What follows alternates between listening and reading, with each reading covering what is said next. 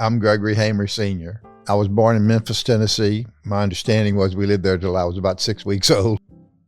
My dad was a welder, and he followed the work. And then from there, they moved to Baton Rouge. They lived in Baton Rouge for a while, and then across South Louisiana in several spots over around Abbeville. He was doing pipelines, and then back to East Texas, where he was from in Liberty County, right outside of Houston.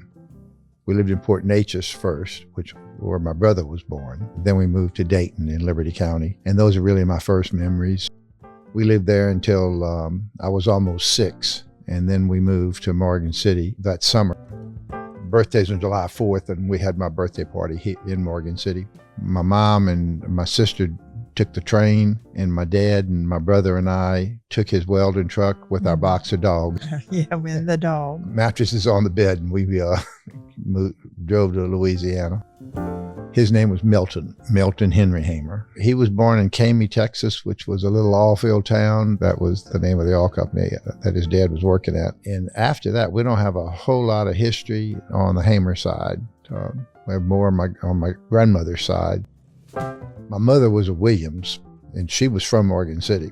That's where her family was from. As I said, my dad was a welder, so 47, they drilled the first oil well offshore in the world was south of Morgan City. So by 52, it was getting fairly active in the oil field here. And so he came over here with his welding truck and went to work. And we moved around South Louisiana. We moved to New Orleans, where I started school in Morgan City. Part of second grade, I went in Franklin. Part of second grade, I went in New Orleans. Third grade, I went back in Morgan City. Fourth grade, I went in Morgan City. Fifth grade, I went to Berwick across the river. Sixth grade, I went back in Morgan City. Seventh grade, I went back to Berwick. They met in Mexico City during World War II. My dad was a welder, but he was also a stainless steel welder, which there were very few. He said one shipyard up in Seneca, New York, where they were at, there were like 3,000 welders, and there were like 4 of them that could weld stainless steel. So they moved him around. They had him down in Mexico City, welding on things down there. Chicago Bridge and Iron had a facility here in Morgan City building dry docks for the Navy during the war, and my uncle worked there, and then they transferred him down to Mexico City. Then meanwhile, his wife has a baby. My grandmother sends her daughter down to help her daughter-in-law with the new baby, and my uncle brought Dad home for supper one night, and that's how they met. And 6 weeks later, they were married. For 25 years, they fought. And then they finally got divorced, and they got along a whole lot better until he died. From there, they moved to Memphis. That's where I was born. My grandmother was from right outside of Houma on By Black, and my grandfather was from Polk Island, which is just south of Morgan City. My grandfather was born there and pretty much raised there, and that's where his family had been. They owned a large piece there, did farming and trapping and things like that. And then my grandmother's family was from the Houma area. We did know a little more about my dad's family. As far back as I got is a great-grandfather during the Civil War was a Baptist minister in Memphis. And I went to Memphis one time, tried to find some information. I really couldn't find nothing. I keep saying that's going to be one of my projects, get someone to look that up. I am Brenda Connor Hamer. It's very dull because I grew up right here in Morgan City. I didn't move anywhere. 1125 4th Street is about 3 blocks from here, and that's where I grew up. I have an older brother, Paul. He's about 5.5 years older than me. I have a younger brother, Dean. He's about 5.5 years younger than me. Dean was a surprise. You know, you had surprises back in the 40s and 50s. I led a very simple life. I went to Shannon Elementary School, walked to school. Then I went to Morgan City High. Walked over there, played in the band from 4th grade to 12th grade, was a majorette in the band, played basketball 4 years in high school. Her athletic ability was a lot better than mine. Oh, you had a bad day. The newspaper named her Radar because she made a lot of points. I made the outside points, and when it was a simple layup, I couldn't do the simple layups. My dad was from Creole, Cameron area in Lake Charles. My mom was born in Berg, but her daddy, he came to Morgan City for work. He was a carpenter, and so he moved his family. There were 4 girls and 1 boy. The boy was the youngest. My mother loved to read. She loved school. She really wanted to be a teacher. But in the Depression, you didn't have any choices. So she got a scholarship to go to Hotel Dieu and become a nurse. Back in the day at Hotel Dieu, you earned your work for sure. I mean, you earned your keep. They had to get up and work 8 hours, then they had school for a certain amount of time and got to rest. But when she was over there, she got really, really sick with her tonsils, and she missed quite a bit of school, but she ended up missing out being valedictorian of her class by like a 16th of a point or something like that. It's amazing to me what she did. And then to come home, she went out and she purchased a car. They taught her how to drive. She drove home over the Huey P. Long Bridge. Do you remember the Huey P. Long Bridge when it was just a 2-lane bridge? Yeah. Scary as I don't know what. Later in life, when I found that out, because I found my mother was not very adventuresome and stuff, I said, "You did that on your own?" I cannot believe. They met on a blind date. My aunt, her younger sister, was married. Her husband was doing seismograph work, and Daddy was doing seismograph work. So they set him up. They got married, but she never knew that he was younger than her, because she had made a remark, "I would never marry anybody younger than me," but he was only a year younger than her. He didn't tell her. And he's younger than me, okay? My grandma's husband was younger than her, so it must be a thing. They go off to Creole, where he's from. They had Paul. They lived there probably about a couple years, and then they moved back to Morgan City. My dad worked for Shell Oil Company for 21 years. He took care of all the compressors and stuff at Westlake Barrett. He would carpool with a bunch of guys.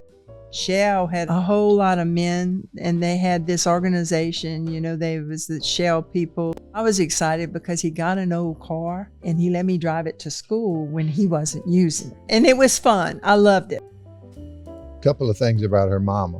When she was in her training, she worked with Dr. DeBakey, and Dr. DeBakey became one of the 2 heart pioneers that did heart transplants and that kind of stuff at Methodist Hospital, Baylor and Methodist in Houston.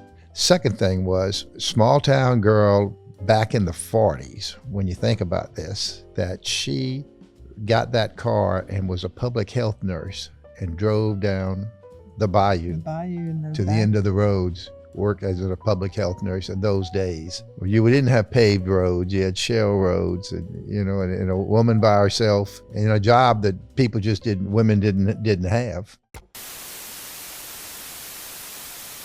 When'd you get your first TV? I remember we had one when we lived in Texas. You were rich, before huh? the 5, before I was 5 years old. And we lived out in the country in Texas.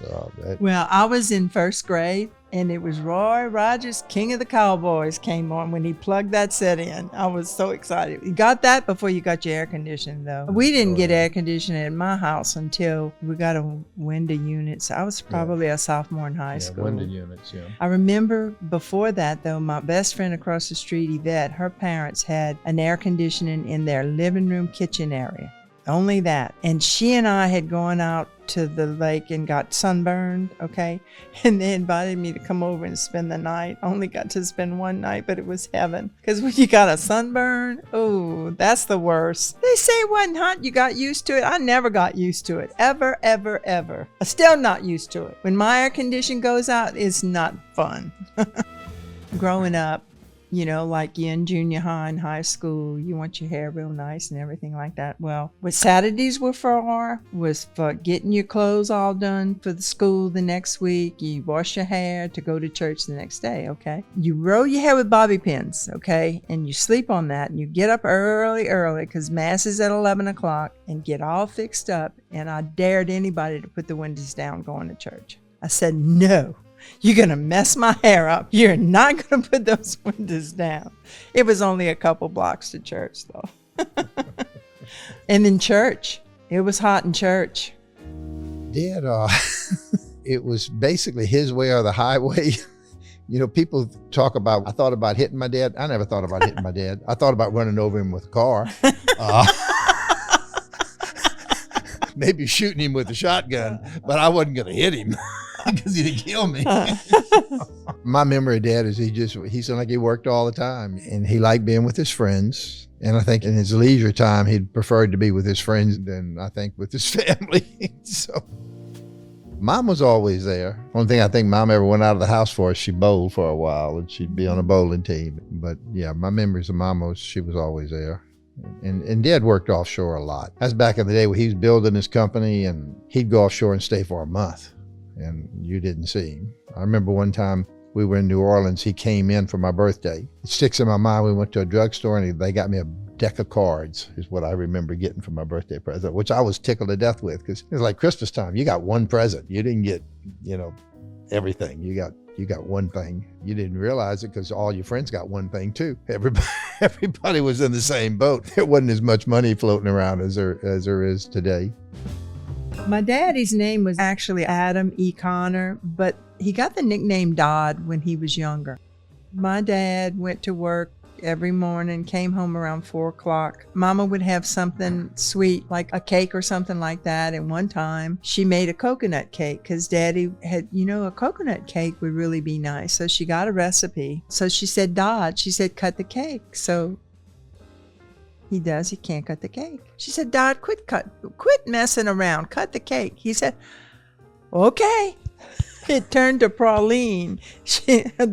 Her icing turned to praline. So that stands out in my mind. My daddy was the youngest of 3 children. Their mama spread them out. She put one with an aunt, one with another aunt, and then my daddy's grandfather took him in. He lived with his grandfather till he was about 9 years old. When he was 9 years old, his grandfather died. And that they never said anything about the grandmother, so I don't know if she was around or not. And then at 9 years old, he went from pillar to post, and he was pretty much abused. And when he got to be around 12, his older cousin got married at 18, and she took him in. So he became the older brother of her kids. So she was like my grandmother, Maya, and Charles. It was really amazing Charles. when you think about it, a brand new, newly married couple take a 12-year-old. Yeah. My daddy was a prankster. He would do stuff like the cows would get in the corn or something like that. And he always liked messing with batteries. He would take a corn cob and he'd stick a wire in it or something. And when the cows would go and get it, he'd electrocute them, give them electric shock, and they'd go away. He ended up being a mechanic. He liked to fix things. And that's how he got his jobs when he came. Oh, what he did to me. We had this 58 Oldsmobile. It was a fine car and had a soft, real melodic horn. And so the thing was, back in high school was the bowling alley out on Highway 90 out there. And I was forbidden to go. Don't go out there, okay? So naturally, I'm going to go out there, right? So I have my cousin with me, and we going by, and I go to blow my horn, and he'd put a boat horn on there. And when I tell you that thing went crazy, I'm going, what the heck did he do? So I pull over to the side and I get out, and I had Rusty, come see. I put the hood up. I said, what do I pull? He said, I don't know. I said, you are worthless. And so it finally died out. Get back in the car. I go home. I walked in the door. I went, what did you do to the horn on the car? You like my horn? No, Daddy, I don't like your horn. He was always doing stuff like that. Like my sister-in-law, they had a little office place where he has Connor's Repair Service, and Paul had packed specialties. Well, my sister-in-law would go in there and work in the afternoons. He glued her telephone to the thing, so she tried to answer, and he couldn't answer it. He was always pulling stuff like that. You never knew. I guess maybe they didn't have a lot to do, that they get themselves all in trouble. Probably my most traumatic day was moving from Berwick High School to Morgan City High School. Tell him why you had to move. Our house burned. My dad came in from drinking one night and decided he was going to fry fish. So he lit the stove, put the grease on the table, and sat down on a stool at the counter and fell asleep sitting there until the flames from the stove jumped over to the counter and lit the Formica counter on fire. It woke him up. They all got out. We all went out. He's yelling at us to go up, climb out the window. I remember. So he's telling us to do that. So my brother and I went out the window. I was a freshman in high school, so that was 60. First year, I didn't really know anybody because we transferred late, so my lockers weren't with other freshmen. And then my sophomore year, they moved me with the other sophomores where they do the halls. So she had a hall with lockers with all the sophomores on it. And her best friend was named Gidry, so we wound up with lockers next to each other. And that's, I guess, when I first met her, was she'd come over to her friend's locker. Basically, all I did was meet them. Fast forward to the next year. So the next year, we were juniors. And of course, and they're both majorettes, so they're big stuff in school. The next year we had lockers again together. And then I tore up my ankle, so I was on crutches, and we had 2 classes together. And so she comes over to her friend's locker that morning, and I'm struggling with my books. And she said, would you like me to carry your books to class? So that's kind of where we first met, I guess. And we found out later, many years later, after we married, that the first time we met, I had a cousin live next door to her, and there was a birthday party, and my mother always told us, well, I have a picture of you all together, and we never saw it until many years later, but they took a picture of all the kids, and we're both in it. Side by side, and I'm taller than him. So that was like in first grade, and then later came time for prom. We wound up being on the same prom committee, and one day I asked her to if she wanted to ride home after the meeting, and so we did. We stopped, bought an ice cream cone, and we were blocked from her house and stopped at a stop sign, and she reaches over as I go to lick my ice cream and goes, I don't know what made me do that, Greg. Ice cream all over my face. So that was, I guess you would say that was our first date. It was not. I don't know, you just had to be there. We had a date to prom together, and then the night of prom, I take her home. We're getting ready to get out of the car, and she just looks at me. She says, you know, Greg, she says, I really like you, but I don't love you. And when she said that, it was like ice water hit me in the face. And I said, love? I love my mama. What the hell is she talking about? You know? You just didn't know it. That was the end of that romance. That was over with. And so the next year, we start our senior year. We'd see each other, but we didn't date at all. Her first cousin lived next door to her. We would all go to high school of religion one night a week. And so I got to go on with Rusty because I knew Rusty was going to be going with her. And so we got to go on a religion class together. And then late in the year, I guess we had a couple of dates. Before the prom, we started dating again, and I asked her to go to prom, and she turned me down. She said, I don't want to go. I got bad memories from the year before. So prom ain't all what it's made out to be. She basically said, you ought to just go ahead and get you another date. So I did. You know. And then what happens is he gets a date with a girl from Patterson across the river. Which is a long way away back in those days. I mean, it's 10 miles. But apparently I was the only one she knew at Morgan City High School, okay? So he calls her and asks her to go to prom, but he never calls her back and say, okay, I'm going to pick you up, whatever, yada, yada, yada. So I get a phone call. And she said, Brenda, you know Greg Hamer? I said, mm-hmm. And she says, well, you know, he called me and asked me to go to prom, but he's never called me back. I said, you got to be kidding. Okay, I'll take care of it. So next day at the benches, he pulls up and said, Greg, you called Kay Risha back? How do you know that? I said, because she called me. That's why. You need to call her and tell her what time you're picking her up and what you're going to do, okay? It's funny. Busted. Anyway. So after that, we did start dating after prom. Yeah, anyway. we did. And so by graduation, we were dating. And then he tells me, he says, well, you know, I think we each gone to different colleges. We probably need to date. I went, okay, fine with me. And when was it that you came home? It worked out pretty good for about a year and a half. Yeah, right. For me, she'd come to Baton Rouge a couple times a football season, and we'd go out, and then if she didn't come, I just would date other girls. So he's leaving on Sunday evening. One Sunday I came home.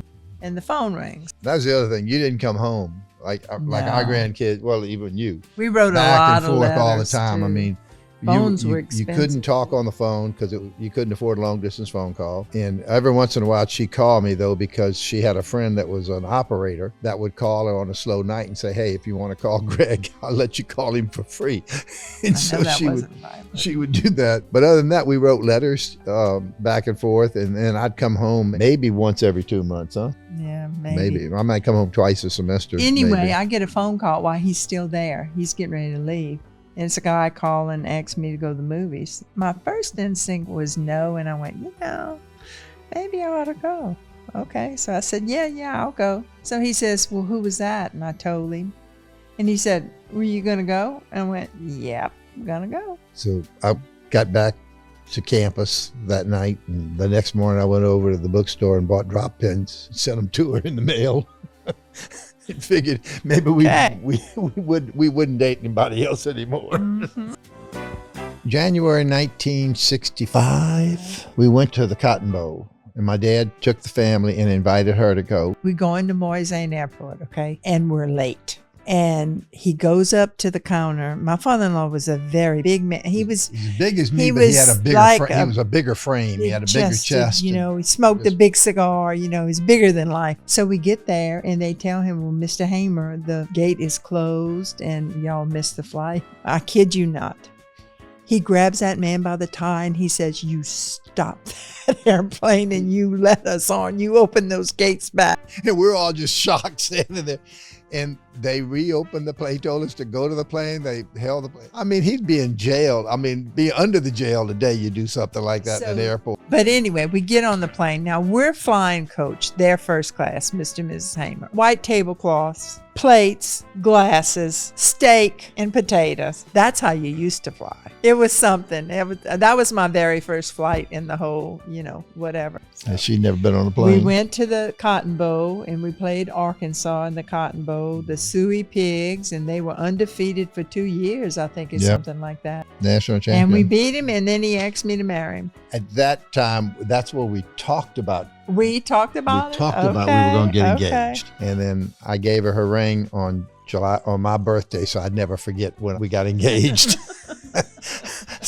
So that was the 4th of July. By about the 15th of July, we got the bright idea. We went and told her mother. We said we'd get married when I graduated. And then by the 25th of July, we said, well, you know, maybe we'll get married at the end of this next semester. And about a week later, we got the bright idea, well, maybe we'll just get married before I go back to school. And mentioned that to her mama. And her mama said over her dead body was anybody going to be talking about her daughter.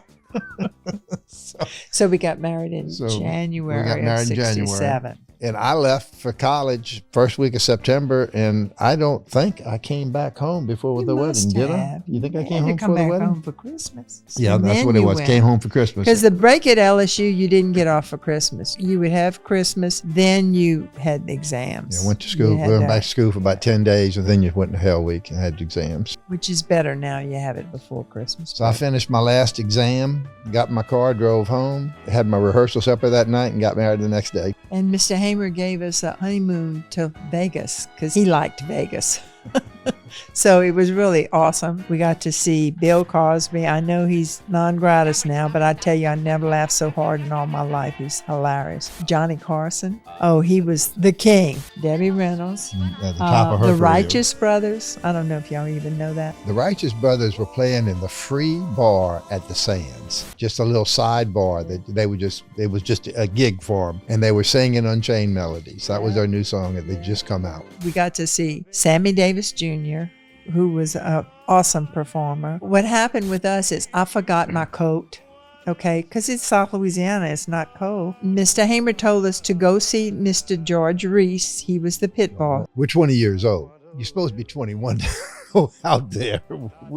That seemed to escape Dad's thought process that we weren't old enough we couldn't rent a car, we couldn't do anything. So anyway, he told us to go see Mr. Reese, and so we went to see him, and we said we were here. He said, oh yeah, okay. He says, I have tickets for y'all to go see Sammy Davis Jr. tonight. So when we go upstairs and we come back down, we look around and there's a line around the whole casino thing. These women are with their diamonds and their furs and stuff like that. I got my little $7 dress on, you know, I'm going, oh, Greg, God, we got to get in this line. He said, no, Mr. Reese said to go and find him. So we go find Mr. Reese. We cut the line. There's the stage, and there's our little my two-seater elbow, right there, was hon. on the stage. That's like it was fantastic. We had a You know, I was table. never that much of a fan of Sammy Davis Jr., but my gosh, after that show, that man could do anything. He could dance, he could sing, he could pantomime, he could do it all. Tell jokes. He was tell jokes. it was such different times. We grew up in a segregated South. I never knew a black child. I knew black adults. You just didn't come in contact with them. They had their schools, we had our schools, and we go on our honeymoon, we get out there and here you have a black entertainer, and we were two kids from the South. I never really watched Sammy Davis, didn't know anything. We walked out of that thing saying, my God, he's the most amazing entertainer there is. Yeah. He was just fantastic. Really was. Morgan City was just a bunch of self-made men. All feel though. Most of them were first generation. It was a wild time. These guys, they walked around with neon signs on their back. I mean, everybody knew who they were. Most of them were very gregarious. But your dad started with Wham, right? Three partners. Then Three he partners. Bought them out. And over the years, him and one bought out the third, and then later he bought out the other one. And then he had Hamer's Hammers. That was the business, Hamer's Hammers. And then he sold it my senior year in college to Tidewater Marine. And then about 2 years later, they changed the name to International Hammers. Yeah, after college, my plan was always to come home and go to work for Dad. And then he sold the company. When I asked him, I said, well, how much are you going to pay me? He said, I'll pay you $600 a month. I said, well, Dad, I got an offer in Baton Rouge for $650. He said, well, son, you ought to stay in Baton Rouge. So he definitely didn't believe in spoiling you. So we came home and it just wasn't working out. So I transferred over to Tidewater. After, I guess, probably a year, I happened to walk out to one of the boats one day and I saw one of Dad's old welders welding out there who I'd known all my life. Walked up to him and said, hey, Gerald, how things are going? He said, I don't know. I said, what you mean? He said, well, look at this. Look at this ticket book they gave me to come over here to work with. And I looked at the book and it made out to another company. And I kind of looked at his welding leads and I followed it to his truck. And sure enough, it was one of Dad's trucks. And I said, what the hell? He said, I don't know. He said, but this is what they give me to work at. They knew the company was owned by Tidewater. They're working on a Tidewater boat. And they weren't very smart, but they had been doing it for a while. And so I called Dad and we went over there and sure enough, that's what had happened. They were embezzling out of the company. And so his top guy. His top guy who had been with him for 30 years since he started his business. Paying a good salary too. And all he could tell him, he said, well, I wasn't stealing from you. I never did this when you owned the company. I said, I was just doing it when Tidewater had the company. But if I hadn't have stumbled on that, when that would have come down, there's no way they wouldn't have thought Dad was complicit in it too. So then he said, why don't you come back to work for me and run the company? And I said, nah, I don't know if I want to do that. No, you said, so give me some time to think about it. Her and I sat down and we talked about it. Of course, it was going to mean a big pay raise. So I finally wound up going back over there and started running the company. That went on for a couple of years, I guess. And then they sent us a deal. We weren't getting along with the guy that was running all the subsidiary companies for Tidewater. He said y'all were making too much money. He wanted to have lunch with us one day, so we go to the Petroleum Club. He has an annual report. It's brand new. It was hot off the presses. We hadn't seen it. And he shows us, opens it up to the annual report. And he says, look at y'all's company. And we were like 2% of Tidewater's capital was invested in our company. And we were like 9% of the profit of Tidewater. In his company, which was a lot bigger than ours, but he was over all those subsidiaries, his company was a lot bigger. They were like 8% of the capital, but they were only like 5% of the profit or something like that. And so we look at each other and say, oh, we did good. And he looks at us and he says, no, he says, this is obscene. Y'all are overcharging your customers. Dad looked at him and said, are you out of your mind? And that relationship went downhill from that moment. It never got any better. And so it was about a while later, they were encouraging us to get involved in the local community. I notified them and said, hey, they're going to have an election for parish police jury and I'd like to run. And well, let us get back to you. So I waited. A couple of weeks later, I called them back and said, hey, nobody's told nothing. And they said, well, we're going to get back to you. So finally came qualifying, still hadn't heard nothing. Like 4:45, qualifying at 5, I drive to Franklin. About 4:45, I walked in and I registered. The next day they called me and said, you can't run. And I said, well, guess what? I just qualified, I'm gonna run. And so that went on, I got elected. Then they came to me and said, you're gonna have to resign. If you don't resign, you're gonna have to quit. By then, We really weren't getting along with them at all. Our attorney told us, he said, under no circumstances do you quit. You signed a non-compete agreement with them, you do not quit. They have to fire you. And when they fire you, they got to give you a piece of paper in writing that they fired you before you leave your office. So a few months worked on, and they kept saying, you got to quit, you got to quit. And I kept saying, nope, I'm not going to quit. And they finally sent the guy down, and one of the vice presidents, and came down and got on a speakerphone in Dad's office. And they said, you have to quit. I said, I'm not quitting.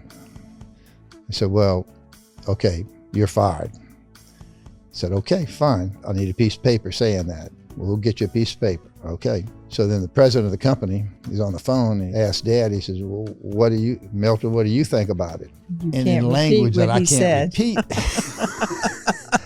He told him what he thought about the idea and what he thought about him personally, and went on to say, and by the way, if I ever catch you in my town again, I am gonna whip your all over town. And if you see me walking in Canal Street, you better get on the other side of the street. Well, fast forward, a couple of years later, Mr. Victor Garisco dies. He was the largest stockholder in Tidewater. His fleet was half of the Tidewater fleet. He had merged, the two companies had merged. I get a phone call. It's a couple of years later. We'd long gone. And it's the guy that got the job to come fire us, who was really a nice guy that we liked. And he called me, he says, Greg, he said, I got a request for you to make. He said, I need you to ask your dad something. I said, what? He said, well, Mr. Vic died. John's got to go to the funeral. He says, if we fly a helicopter in and land next to the church, will your dad promise us that he won't do anything? Because they knew Dad was going to be there because he was friends with Mr. Vic. And so I said, let me get back with you. So I went and talked to Dad. He said, you tell the sorry blankety blank so they can fly in, but they better get back on the helicopter and leave. And that's what they did. They flew a helicopter and landed next to the church. When I went back, he basically said, here's the keys, run the company. 2 years earlier when I left, didn't have no sense to turn the lights on. So I got elected to the police jury when I was 25. I guess the way it affected the family, I was making $7,200 a year. And I found out after I was elected, they were going to pay me $3,000 a year for being on the parish council. I said, you got to be kidding. I didn't even know it when I ran, but that was a hefty pay raise. You mean I get paid? That was a good supplement to our pay back then. But I spent 8 years on the parish police jury, and then I got off and waited 3 years, and then I ran for the city council and got on that. And then I was mayor pro tem for the 4 years, and then I got off. You ran for mayor and lost. And I ran for mayor and lost a couple of years later, well, 4 or 5 years later, I guess. Mm-hmm. And he told me once he lost, he wasn't running again. I would have done things differently as mayor than they happened, but it is what it is. And so after that, it's all been appointed stuff. I've served on the Coastal Zone Commission. I've served on the University of Louisiana Board, a couple other things, but that's pretty much it. There were a lot of things I liked about my father. There were some things I didn't like. I always made a point that I was going to be a lot more family oriented than he was. I think I worked as much as he worked. But when I wasn't working, it was all family. I didn't have any hobbies. If I did anything, we did it together. The polite thing to say is that I took our family out of the oil field after 3 generations. The more truthful way to say it is the oil field left our family after 3 generations. But oil field collapsed in 82, but the oil field really started the collapse in 80, and nobody realized it by 80. Late 81, 82, everything had gone to hell. We turned down an offer to sell in December of 80, and in August of 81, we accepted half the money we had been offered in December and sold the company. And by then, McDermott had shut down, and with about 6,000 employees, had shut down. Movable Offshore had shut down with about probably 2,000. Raymond International had about 1,000. Avondale had 2,000 at least. Service Marine probably had 800. I had 500 in my yard. And within just a matter of a couple of months, all the heavy industry stopped. We were able to sell. We didn't really get a whole lot of money for it. So I just thought the oil field was going to be down for a couple of years. Like there'd have been a couple of slowdowns, and before there was a couple of years they were back. This time it lasted about 10 years. And so I said for a couple of years, I'll just find something else to do. I'd always thought when I got out of college that either a ranch-style filling station or a fast food restaurant would be an interesting thing to be in. They were just getting started when I got out of school, but then I went in the family business. Well, 10 years later in Morgan City, we had everything else that was here. As far as fast food, they had ranch-style filling stations. They had all of that. So only thing they didn't have was Mexican. So then he comes home one day for supper. He said, I decided what I'm going to do. I said, okay, what are we going to do? He said, we're going to open up a fast food Mexican restaurant. And I looked at him. I said, you don't even eat tacos. What do you mean? He says, well, I figure you and the kids like them. Every time we'd go to Houston, when I go on sales calls, she came with me. She'd always want to go to a taco restaurant. And I never wanted to go because I didn't like Mexican food. I have definitely developed a taste over the last 40 years. I sat out in my office one day and I picked up the phone and called information in New Orleans and asked them for a taco restaurant. And they came back and the operator said, well, we have two. We have Taco Bell and Taco Tico. And that's where God put his hand on my shoulder because I said, let's go alphabetically. And I never called Taco Tico. I called Taco Bell with that first number. They gave me a number in California. They gave me a number in Chicago. I got the guy in Chicago, told him I was interested in talking to him. He said, well, I'll be down next month. I'll come talk to you. I said, no, I don't want to wait that long. He said, well, what you want to do? I said, I'll come up there. He said, when you want to come? I said, how about tomorrow? He said, okay. So I went to the airport and flew up.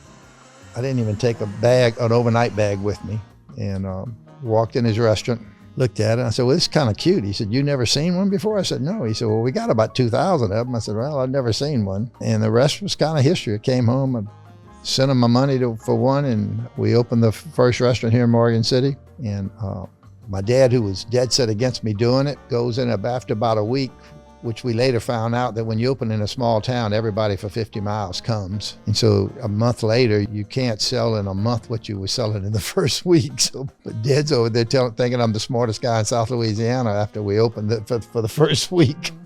My dad would loan money to a guy off the street if they walked up and asked him. So when I got the opportunity to do the one in Houma, I went and said, well, Dad, I need you to countersign a note for me. And he turned me down because by now my restaurant wasn't doing that well because the oil field was collapsing now. It was really starting to get bad. He said, no, I'm not going to do that. He said, you're crazy. You're going to lose more money. So I went to her cousin who was with one of the other banks in town. And I said, Rusty, I need to borrow $25,000. He said, okay. He said, I can get that for you. He said, but I got to ask you a question first. He said, why are you not borrowing the money from your dad's bank? I said, because my dad won't loan me them. He won't sign for it. He said, well, Greg, my board is not going to allow me to loan you the money if your dad won't do it. He said, they're not going to cross him. So I said, well, what I'm going to do? He said, well, I got a friend in Houma. I said, okay, let's try him. And so I went to Houma and I talked to the guy over there and he loaned me the $25,000. And with that, I was able to close the deal on the Houma restaurant. 2 months after we opened, the largest shutdown in Louisiana history happened a mile away from the restaurant when Delta Iron Works closed overnight. They didn't even go through Chapter 11. They just went Chapter 7, just bam. The next day, they had 6,000 workers one day. They closed the next day. And so then I thought that was going to be the end of us, but it turned out that it wasn't. They pulled from a bigger area in Houma. They got all those little areas around there, and that was our saving grace to have opened that one. Because if we'd have stayed with just Morgan City, there's no way. So about 3 years later, I guess, we opened our third one in Laplace, and then the guy up in Alexandria got in trouble with corporate. I'd made him an offer about a month earlier. He had turned me down, and then the day her daddy died, I get a phone call. He's on the phone, and he's literally crying because Taco Bell had come in and shut his restaurants down. He said, would you still buy my restaurants? I said, yeah, I'll still buy your restaurants. And so I went to the bank. I'd already talked to him about it earlier, and I went back to the bank and told him that we could do it. And the president of the bank said, well, he said, that guy's got to sell now. He said, I think you ought to offer him less money. And I said, no. I said, I wouldn't sleep good at that. I said, it was a fair offer what I offered him. If he'll take it, I'm going to pay him what I told him I'd pay him. And so we doubled the size of the company. That was my most traumatic thing I've done in the business, was doubling the size of the company in that one day. And so by then we'd set a goal to get 10 restaurants. After we did that, I said, well, maybe we get 10 restaurants in 10 years. And we didn't make it. We only had 8 restaurants at the end of 10 years, but we had 18 at 11 years. So we had an opportunity to buy some stores in Texas, and we did that and started growing from there. We're about to buy 12 more, and so we'll be over 200 restaurants, just Taco Bells. We've tried A&W root beer. We've tried Teriyaki Express, which is Japanese fast food. We've done Dat Dogs, with gourmet hot dogs. Never made money in any of those things. We seem like we can make a little money in Taco Bell, so we think we're going to stick with Taco Bell. We've had two runs with bankruptcy attorneys, and fortunately, both times we never saw a courtroom. We were able to turn things around and hadn't been easy, but pay our bills. Yeah, didn't leave anybody with owing them money. So his deal is, we build the business, we have jobs for the kids. Well, my girls went off to college and they came back and they married local boys. We kind of thought the only way we're going to keep them here is have jobs for them. And so we had to keep building the business. So Valerie's husband worked for us on the oil-field side at one time, and then we had bought a health club. He ran that for a while. Then we sold the health club. Then he came into the office. My youngest daughter's husband, he was always in operations. So he really started off running the KFC side of the business, but he did every job. He actually worked in our Natchitoches store when he was in college as a crew person. And then after they got married, he worked as assistant manager, area coach, and now he's director of operations. So all the restaurants answer to him. Valerie, she ran a restaurant for a couple of years. After a hurricane, she got baptized by fire. I told her if she worked a couple of years running the restaurant, I'd bring her in the office. So we did that, and she came in and she did marketing for us and things like that. And then our youngest daughter was a CPA, and so she was she came in as our CFO. Working of an accounting Yeah, a couple of years working as accountant. Greg's a few years behind them. He came in after college. In fact, he worked while he was still in Baton Rouge. His wife, she was working on her degree. She was behind him. He worked from Baton Rouge, did auditing in the restaurants, inspections and things like that. And then after she graduated, they wanted to stay in Baton Rouge, and Brenda bribed them to come down here by telling her that she'd let her use her housekeeper one day a week. Whatever works. Got them to move back to town. So we had all of them here. And then where we're at now, Valerie and Tracy both went home after they both worked about 15 years. Valerie's husband retired, 2-3 years ago. John, Tracy's husband, he runs the operations today. And Greg runs kind of everything else on the support side, which would be insurance, human resources, maintenance, real estate, all the development. And then we have a CFO that does the accounting side of the business. Our first grandson's in there now.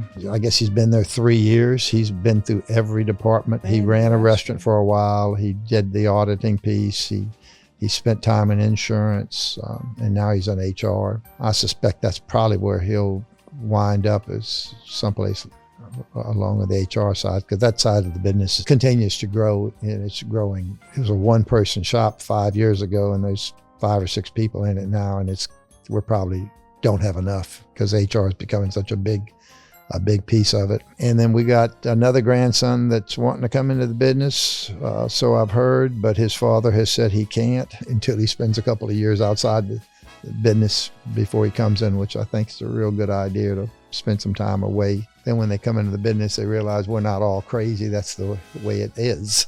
So I enjoyed traveling. I was trying to get into golf, but the doctor tells me my golf days are over. Clubs to Connor.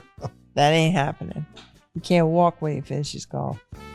When they graduate from high school, anywhere they want to go. First up was Connor, and he wanted to go on a World War II trip. So him and I went to Normandy on our own, and then we went into Paris, and we met up with the tour group, and we took a tour with the World War II Museum. And then the next year, it was Elizabeth. And so I went on that one. Yeah, Brenda gets to go when it's a girl, and the mama gets to go. So Tracy and Elizabeth went. We went to Monte Carlo and then to Paris. The next year was his brother Garrett, who at the last minute couldn't go because of football. She was terrified because she thought she was going to have to go on an African safari. But Connor steps up and took the bullet for her. He took the bullet. He was so good. He took the trip. The next one was Madeline, and I she went on wanted that to one. go, where did Scotland. we go? Oh, to Scotland. England and Scotland. England and Scotland.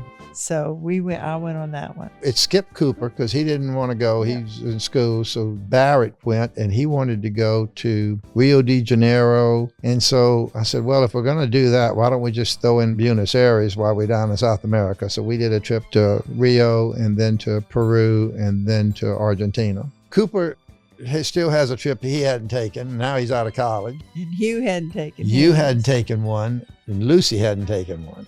And then Gregory will be next year. I keep telling them they better step up pretty quick. Grandpa might not be here. Or be able to make it with his back. I like traveling. She humors me by coming, Well, but now she's getting to where she says, find somebody else to take with you. Valerie and I went to Israel together, and then my brother and I went to a World War II trip to the Philippines Pacific, yeah. last year, and then we went to Australia, and then Twice. last year we went back to Australia and did a trip to the Solomon Islands, Guadalcanal, we and went then to to Hawaii New Guinea. to see in-laws when they were still in Hawaii. On our 50th wedding anniversary was 2017. We took the whole crew to Rome, and then we did Tuscany. It's like herding goats, though. Next time, we'll pay for everything, but y'all schedule it. I'm gonna say, We're not gonna You do take care that. of your family. We'll meet on this day, this place, and you bring your family, think and we'll just take the two of us. most enjoyment we get is being with them. Well, it first started off, we lived right off of Astor Street, and we'd walk to the ball games. So we would go to the games, just you and I, and then we would take the girls on a game. Mhm. I mean, it seems like we would always go on the coldest game, and then we kind of sip them a little whiskey, so they wouldn't be so cold. There was one game, I don't even remember who we were playing, but they have those little, on the west sideline, Like cubby they have these holes, little, like. above some of the tunnels where you go into the tunnel, there's a little square up there, makes like a little box. Like a bunker. It has walls around it. And it was so cold, and the stadium was almost empty. And we Yeah. had stopped at a convenience store and picked up some plastic trash bags and a little bottle of wine, took it in there, and I got the girls, and we got these trash bags over our heads, and we're inside that little cubby hole, and we're feeding wine to the girls to keep them from freezing. So we watched the Yeah, game. you never leave. Yeah, you don't never leave. leave the game. I don't care if you winning or you losing. You never leave. We had a motor coach when we started taking it, when nobody was bringing motor coaches to the ball games. Got a fabrication yard, so I built a rack on the back of that big old aluminum barbecue pit I'd built. Still got it. Yeah, that thing's 40 years old. Yeah. Took you a while to get it lit, but when that thing got lit, it would burn forever. We'd barbecue out there, and then we had a second motor coach. We'd bring two motor coaches and park them side by side, and we'd just have a bunch of customers. And one day a guy walked up to me and he says, I noticed when you finish cooking your meat that the pit's still hot. He said, would you mind if we throw a steak on there? I said, sure, don't help yourself. It became a community pit after that. We'd fix our steaks, and if anybody else wanted to bring a steak, just go throw it on the pit. We were always attached to LSU because we were married while we were there, and Val came while we were there. We liked Baton Rouge, and so where we financially could have always supported the school, and as we've been able to give more, we've given more. And then a few years ago, I got asked to be on the TAF board, and I got on the TAF board. Come January, I'll be the chairman of TAF for 2 years. And then the Alumni Association put me in the Hall of Distinction a couple of years ago in the Alumni Association. And the Business College put me in their Hall of Distinction, which would really upset a bunch of my professors I had back then if they were to find that out. And we do have a gate. We got a gate. We Gate got a 7. gate there. LSU's been a big part of our life, and we pretty much indoctrinated the Yeah, kids. we pretty much brainwashed and if them. they didn't play football at some other school, they went to LSU. So, I think the biggest pleasure, like Brenda said, it was just the spirit of family. And, our children are all grown. I think they like each other better now than they did 20 years ago. I would hope that's a accurate assessment. The in-laws seem to all like each other. The grandkids And our grandkids, think- feel they're more brothers and sisters than cousins. I don't know, when they were little, they were in the nursery upstairs at the office because their moms worked. Connor, Elizabeth, and Garrett, they those three were together. And Tracy came to me one day. She said, "Mom, don't you think it's hard on Elizabeth being an only girl?" I said, "It's gonna make her tough." I was the middle of two boys. It's gonna make her tough, and she's tough. Watching the grandkids interact with each other, even the ones that are married now, they're all friends. They like to socialize together. And Rowan is getting so much attention. And hopefully that'll stay that way. Families tend to drift apart, especially at the first cousin level, as time goes by, but they manage to stay close together. And I guess some of that's our fault because we kind of force them to be together. So, I guess if we got any traditions, it's probably pretty much Easter, because everybody gets off for Easter and all the children like the beach. And so they all have an excuse to go there, and we're able to get them all together, even the married ones. Christmas is getting iffy now because a lot of them have to go to the in-laws and stuff like that. So that, you have to understand, you got to share. My birthday is another easy one for them because they're all off of work and people don't have a lot of family traditions. So I think that's another chance. They all like the beach, so they like going. They like going to Florida, and it gives them an excuse to go. Our fault. Well, there is Mardi Gras. There is that. Which is our eldest daughter's favorite holiday. She likes it better than Christmas. We've been involved in Mardi Gras in the Morgan City area for a long, long time. Everybody in the family likes it except the one sitting next to me. I'd go to Destin. She'd leave the state for Mardi Gras. So, be appreciative of what you got and realize that there's a whole lot of people that aren't near as fortunate. But for the will of God, you never know what's going to happen. We've come close twice to losing everything. I've always thought you need three things. You need to be fairly competent in what you're trying to do. You need to work your tail off, and you need to have a little luck, whether it's you call it grace of God or whatever you call it. You need those three things, because I've known people that worked their tail off and they were competent and they just had bad luck. And I've known people that weren't competent, worked their tail off and had very good luck. So I think you need to be faith-based too, because I don't know if we'd have made it without our faith. I really don't. I think we look back on 57 years and we've had so many of our friends get divorced over the years. I think there's a lot to be said for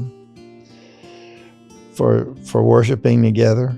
A lot of times I didn't want to go to church and she made me, and a lot of times she didn't want to go to church and I made her. Yeah. But now when we don't go, something's missing during the week. Just things like things don't go right. When they get married, we always tell them, don't ever go to bed mad. Stay up all night if you have to, because little things can become big things if you go to bed mad on them. And that was hard for me. You have no idea. We've spent some nights where we've sat up half the night until someone said, okay, I'm sorry. And we really believe that. And I don't know if our children have always followed that. We have always encouraged them to do that. And we encourage all our grandchildren to do it, because something happens when marriages break up. At some point, they quit talking to each other, or somebody quit saying they were sorry. I think you have to be aware of the consequences, and you have to talk about them. You have to pay attention to what's happened to other families. And there are lots of examples of where money has just destroyed families that you thought were close. And that's my biggest worry. My biggest worry is that my three children all know exactly what's going on, that if they have a question, it gets answered, and that they all think they're being treated fairly. Because if it gets to where they don't think they're being treated fairly, then that's where problems start. And that gets more difficult as time passes, as the grandkids come on. We had to go through it in the company. You at some point, you have to pay people for the job they're doing. And we tried it all kind of ways. I tried keeping it even, but people work at different levels, and whoever's doing the bad job has got to get more pay, because if they don't get more pay, then they don't want to do the bad job. So I think as we go into the next generation, there'll be some of the kids want to be in the business. There'll be some of the kids that don't want to be in the business. Well, the ones that are in the business are going to get a salary for the job they're doing. The ones that are out of the business are going to get a dividend for the stock that they have. Yeah, you try to be fair. You got to be fair about it, I tell what I always said to our employees, I'd like you to treat me like you expect to be treated, because that's how I'm going to treat you. And a lot of people still feel that way. Some people don't. Some people are motivated by other things, and they look at that as, oh, well, that's just doing business. It's not anything personal. Well, at the end of the day, it is. You should run your business like you run your personal life. And we see a lot of that in the media and all this. They make no question there are some bad people running some big businesses, but there are a lot more good people running big businesses that they get a bad name for what some people are doing, just as a bad cop makes all the cops look bad. In this whole society we've got now, it's to jump on that kind of thing. I mean, they take glee in it, all these reality shows where people are saying how miserable their lives are, and people just eat that up. And to me, that's something wrong with society. I don't take enjoyment out of watching somebody else fail, or people wishing a political appointment, that I hope you lose everything. No, I don't want to wish that on anybody, because my feeling is I don't want nobody wishing that on me. Some of those kind of things you might get, the good Lord might see fit to give you back. We tend to get more serious about our faith as we get older. Probably a couple of reasons. One, you got more time. Second thing, you're looking at your time's getting shorter. I worry about our country. Stuff in the news, 50% of the people don't practice any religion on a regular basis. I think that's really bodes not good for our country. Whatever religion you belong to, you've got to believe this country's been so blessed. And to think that we're turning away from what has traditionally been the foundation of America, it's a concern. We're still the best place in the world to be, but we've got some issues, and it's just scary. I'm hopeful that there's cycles that we're running in, and this is a down cycle for the country, and that there's still great days ahead of us. 20 years ago, they were saying how so many jobs were going to be gone away with. What were people going to do? And yet you see everybody's still looking for employees. And yeah, computers have taken over a lot of jobs, but there's still a need. They've created additional jobs that need to be done. I think that may be one of our big problems with the government right now, with this overreaching that they're trying to do into every aspect of our lives. They're doing it in a lot of ways. They're tightening down on the drug companies. Yeah, the drug companies make a lot of money. They charge a lot for drugs. They sell them other places a lot cheaper. But they're the reason we're all still alive. Or not, maybe not y'all, but at our age. It's the reason we're in relatively good health. It's because all the pills we take. Somebody invents those pills, and they can take away that through tax structures and things like that. I'd like to see a competency test for elected officials along with an IQ test. I guess you got to be optimistic. You got to think things are going to be okay. And hope and pray too. I want it for y'all, because y'all going to be living in it.